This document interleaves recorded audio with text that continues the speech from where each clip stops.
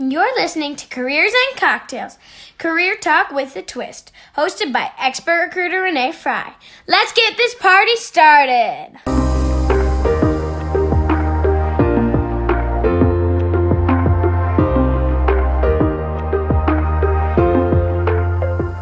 Hey party people, welcome to Careers and Cocktails. Today I'm thrilled to have my guest Aaron Soule, and we're going to share how awesome he is with his huge bio. So Aaron is strategically minded, value-based leader with over 15 years of experience in finance and accounting, operations, and continuous organizational improvement. He earned his Master's of Business Administration from Bethel University, his Bachelor's in Accounting from Minnesota State. He also holds his coveted CPA license. He began his career in public accounting with experience in tax and audit. He has since worked for-profit and nonprofit organizations ranging from 15 employees to over 700 employees with budgets from $3 million to $60 million. He's overseen and led small teams through financial and operational efforts at each level of the organization. He founded Three Rivers Consulting, LLC, with a desire to use his skills and experience to help enhance progress, have forward thinking and development in small to mid-sized organizations like mine. And he seeks to walk along these businesses, providing customized solutions and resources to build financial integrity, operational excellency, and sustainable growth. He's also a strong community advocate with a heart and passion for supporting local charities and nonprofit organizations with his time and resources. Aaron's a firm believer in servant leadership and considers it to be an honor to be a part of building the quality of life and community in the region. He lives in Scandia, Minnesota, a northern suburb of the Twin Cities, with his wife and 3 children. So welcome. I'm so glad to have you, Aaron. Yeah, thank you so much for inviting me. Yeah. It's a pleasure to be here. Of course. And now we're going to talk about how we met, because you can meet people anywhere. We were at a CEO event, and we happened to sit next to each other, I think. And somehow we got to talking that I live in Hudson, and you had mentioned that we owned a townhouse in Hudson. Yeah. And you asked, is my wife from there? And I said, no, from River Falls. Yeah. And I said, my husband is from River Falls. And then we made the connection that his wife, Alicia, and my husband, Dustin, actually graduated high school the same year. So I took a picture of her and sent it to Dustin. He's like, oh, of course I know her. She's great. And Alicia was like, of course I know Dustin. He's such a good guy. So it was just a crazy serendipitous moment that here we are. And it's just such a small world, really, to be honest. Exactly. Well, Aaron's favorite beer, one of them, is a Summer Shandy. So that's what we're going to be drinking today. And it's from Leinenkugel's, which is in Wisconsin, actually near Hudson, in Chippewa Falls. I think it's maybe 90 minutes from here. But I've actually had a tour at their brewery. It's awesome. It's like a small, quaint one, but it's super fun. So I encourage anyone to go. And Summer Shandy, we're actually getting to the end of the summer season, but it's only made seasonally. So now when it's gone, and then they reproduce it next spring. So let's crack it open. Thank you. Yeah, stock your shelves now. Exactly. And Aaron, what are we celebrating for you? What can we help you celebrate this week? This week we're excited. We brought on a new nonprofit client. Awesome. So it's a nonprofit startup. Former colleague of ours from Northwestern College, my wife and I, and he is starting a nonprofit, needs some help with the administrative side, and so we're excited to be helping him. Awesome. Cheers to that. Yeah, thank you. I love it. This is a good summer beer. I don't have it enough. It's a spot. It does. So pretend I'm a kindergartner. I'm sitting in my little classroom in my little chair with my flip-top desk. What do you do for a living? So I have a kindergartner at home right now, and so the way I explain it to her is that I help people track money so that they know where it's going and being spent, and that I can help them make more of it. Absolutely. And we all need that as business owners. Exactly. And I also help people run their business more efficiently. Cool. So in a nutshell, that's the way I describe it to my kids. I love it. And what did you want to be when you grew up, Aaron? Growing up, I wanted to be a baseball player. A baseball, like professional? Yeah. Awesome. Like every small kid, right? Yeah. But then going into grade school and growing up, it was like, well, my family has a family business. My grandpa owns several insurance agencies. Oh, cool. And my dad and my uncle work there. And so from there, I thought, well, I'd really like to join the family business, which led me get into accounting. And because there isn't really a degree for insurance, and so I chose accounting. Got it. And did you go work for the insurance company after you got your degree? I didn't. I graduated with an accounting degree and then went right into CPA firms. Awesome. And you went on later to get your MBA. What was the strategy behind that? I did. So I got my CPA license first. Sure. And that was a bear. The reason I went for it was because you're in a CPA firm, you kind of have to have it. Especially if you want to have any mobility career-wise. But then also it's one of the hardest exams out there. Is it really? And so I wanted to tackle it or see if I could. Sure. And if I would have tackled it all right away, I probably would have gone to law school. But it took me a little bit and it taught me a lot through the process. And so after I was done with that, I knew I wanted to go back to school at some point. And I wanted to step out from underneath the accounting umbrella. Mm-hmm. And rather than get a master's in accounting, I chose to get my master's in business. Awesome. And that I'm sure helps you with the businesses that you're helping today, right? Exactly. Yeah. It gave me a more broad perspective. I never would have probably had marketing classes or sales classes, statistics, some of those different topics rather than just digging into tax and financial accounting. Sure. Like cool. I love it. And recently you started your own company. What made you decide, or when did you know you were ready to be your own boss? So I've always had the dream of owning my own business. Mm-hmm. And my wife and I, Alicia, we have always talked about owning a business.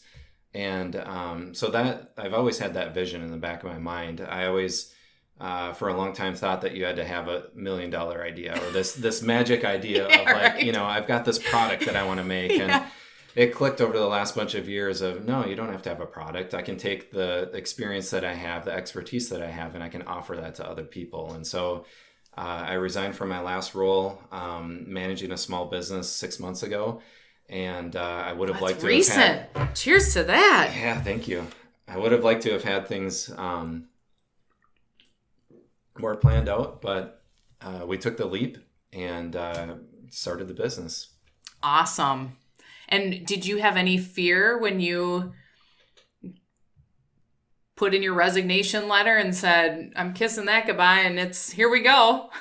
Absolutely. It was exciting and totally fearful at the same time. Mm-hmm. We had many conversations leading up to it, my wife and I, and she was backing me 100%, where that made a huge difference. Mm-hmm. She was consulting part-time through this company, through Rivers, for the last couple of years, but largely she's a stay-at-home mom.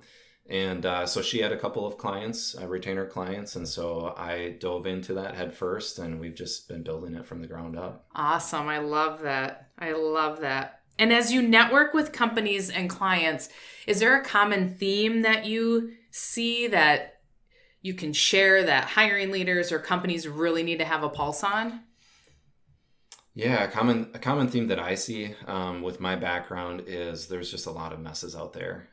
So I get into books and I can see that things haven't been reconciled, or there's no support for transactions. There's just a lot of dirt in there. And so I've cleaned up that. And that's kind of been a theme throughout my career, just going into places. And the university I worked for had just gone through a major ERP update. Which is always a joy. ERP is enterprise-wide computer systems that a lot of companies utilize to support all their operations, which is always fun. Yeah, and so needless to say, there was a ton of cleanup from the transition that they did. And so I helped them through that. And then another company I entered still used 18 by 12 paper order forms that were Shut up. carbon copy, that they would mail out the carbon copy. And so we went In 2019, Aaron. In 2016, they were using 2016. that. So we went paperless. So wow. Just getting in there and seeing how people are doing things, seeing the messes, and then tackling it from there. I have to suspect that those business owners that went from paper to digital, how was it did you have to help them shift their mindset a little bit? The staff, yeah, I definitely had to. We talked a lot about what is the end goal or what is the purpose of this. Well, it will help us streamline this so that we can take on more work. Right. And we can grow the business by eliminating these different steps. Absolutely. Oh my gosh. Yeah, I think I saw a meme about something. I'll fax it to you, and I nearly spit my drink out of my mouth, actually. It was pretty funny. I'm like, fax is so 1990s. Who faxes anymore? So, Aaron, what's your first step of analysis when you're walking into a company that you're there to support? I love to listen. So I love to hear the story of the owner, whoever's bringing me in. That's number one. What are their needs? Sure. Why are they wanting me to come in?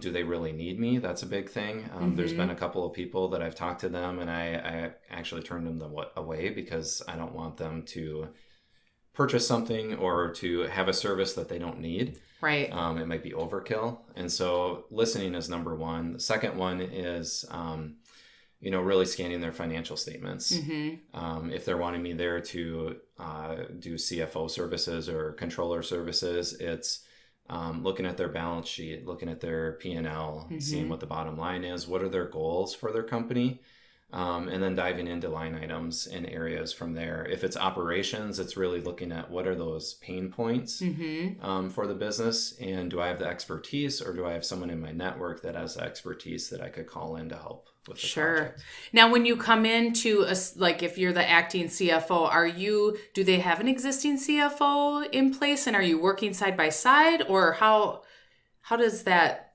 work, or is it just you? Most of the time it's just me. Okay. So either they had someone that was a CFO that left, and I'm either the interim or the new fractional help for them. Sure. Or they've never had a CFO, and they've had a bookkeeper, or they've had a controller, but they just need that larger picture view. Sure. So the additional manpower for that. Got it. That's fun. It's always fun. So tell me, what constitutes a healthy company? You can go many directions with that right. question. Financially healthy, I always look at the balance sheet, and do they have cash? Do they have savings? Do they have any investments? If they have fixed assets, are they old? Are they new? Are they replacing them and repairing them as they need it? Sure. You look at the liabilities, and do they have debt? Is it debt because they have a building and a large operation, and they're actively paying it down? Or is it operational debt and they're struggling to make payroll on a weekly basis or a monthly basis? So it's really assessing those areas. Then it's looking at the income statement or the bottom line, and it's how healthy is that? And are there levers that we could help them pull to get that better? Sure. And how do business owners balance the balance sheet and then the happiness of the employees, or their workforce that they employ? Well, circling back to the healthiness of the organization, the other half that I like to address just as much as the financial is the cultural health and emotional health of a business. Yeah. Just having been in many different businesses, that's just a big component. Absolutely. And I'm not a consultant for that, but that you can always tell a lot just from walking in the door of a corporation or a company. So you do an entire 360, financials, culture. I love that. That's great. Awesome. And share, when you are consulting with these companies, are you, have you ever walked into a distress situation where it's like the building's burning but not burning, and you got to jump in and help them fast? And how do you maintain composure and give the right advice during a stressful situation? Absolutely. I'm a pretty calm guy by nature. And so stressful situations, I've been around them a lot. One example from my career is audits. Of course. So at the university that I worked at, the auditors would come in for 3 weeks. Oh my gosh. And I would be the point person for them, and they would be hounding you with questions all day long. And before I got there, it was just a major stress and just chaos. And we took the organization paperless and the audit paperless using the software that I had used in my past CPA career. Awesome. And so we got everything streamlined to the point where they knocked it down to 2 weeks that they were there, and they were still trying to, fill time. And so it's really, for myself, as I look at situations, it's prioritization. Sure. And then it's tackling one item at a time. Absolutely. That's what I found works best. Awesome, Aaron. I love it.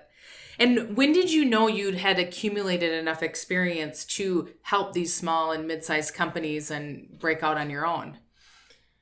Through just the different assistant controller role and the controller role at the nonprofits that I was working at, that really stretched me with my financial accounting skills and helped me learn a lot. Mm-hmm. But then my last role was managing a small business of about a dozen employees. It was a wholesaler. We were dealing worldwide. But I was a director of operations, and I got to wear all the different hats of, Sure. HR, technology, finance, inventory management, just all of those different things. And it really gave me that extra boost of confidence of like, yeah, I can really do this, and I can step out and help people. Awesome. That's great. And how do you gain the trust of your clients? To walk in and they're going to share all the financials with you right from the get-go. Yeah, I think, it's a lot of our business is referral based. And so it's, we have a leading edge there. So it's a friend of a friend, or it's an acquaintance of a friend. And so that helps us to begin with. But just listening. I talked about that before. You can't listen enough and hear their story and hear their vision and their goal for their company. Mm-hmm. And then really just making them comfortable with talking through things of, how do you want to approach this? Because I realize that taxes and financial information is, vulnerable and opening yourself up. Absolutely. It's very personal Exactly. as well. So there's a common stereotype of accountants that they're good at math, they're geeky, they wear white button-up shirts. Correct us. Obviously, you're wearing a colored shirt, but help us debunk the myth. Well, it's kind of bad that I have to prove how cool I am. But you're right. There's a lot of nerdy accountants out there. And, it's easy to stereotype accountants, but they're super cool people. And, myself, I love to hunt. I love to play with the kids, play sports, cars, all that kind of stuff. And so it's one funny story was there was an auditor that was on the other end of a building during the audit, and he would message me and, can I come and ask you some questions? Yeah. And I was like, yep. So he would literally run to my office carrying his computer and stop, and he'd go and catch his breath before he would ask me. And it was like, all right, settle down. It's okay. That's funny. We can have a conversation. That's funny. I love it. So if you could sit down with your 20-year-old self, Mm-hmm. what advice would you share? A big one for me is to take a risk and not take yourself so seriously. And, Yeah, I love that. I've wanted to do this for a long time, and I wish I would have done it earlier, but I wouldn't have had the experience that I have now. So it's great doing it now. But another one is don't start a business with little kids. That's been challenging. As you well know. Right. Oh, right. Well, when I knew at Target, I worked at Target Corporation for 7 years. Yeah. And I knew I was going to go for 5. That was my plan. And then I was going to start my business. Mm-hmm. Well, then since I was married, it's Team Frey. So I was consulting with Dustin, my husband, about it. And he's like, can you just wait till Aubrey goes to kindergarten? Mm-hmm. And I was like, okay. But then, things had changed with the leadership at Target and whatnot. But yeah, it's challenging with kids because we are responsible for, keeping the lights on and feeding them. And we're single-handedly responsible for bringing in the income for our families, right? And that can be very stressful. Mm-hmm. Yeah, exactly. And my wife, like I said, wasn't in the workforce. And so it was taking my income and replacing that. And so it's been a challenge, but we've walked through it together. And Yeah. we're super blessed to be where we're at. You got to have that support system. And I'm glad you took the leap, and I'm glad it's all worked out. Yeah, thank you. Congrats. Cheers. Thank you so much. Yeah. Thank you for getting out of your comfort zone. I know you were nervous about this, so Yeah. I want to commend you, Aaron, for being here today and debunking that they're geeky accountants, because Aaron is not geeky. He's just very smart. For all of you hiring leaders, actually, where can we find, if they need Three Rivers Consulting, how do we find you, Aaron? So threeriversconsulting.net. Okay. You can go there to find him and learn all about his services. And for hiring leaders, if you need to find great talent, go to careersandcocktails.com and download our strategic hiring guide. And for all of you job seekers, head to the same place to find out where you can purchase my book, I Hate Mondays, to help you get a better job. If you've enjoyed this video, be sure to like, subscribe, and click the bell so you don't miss an update. Cheers!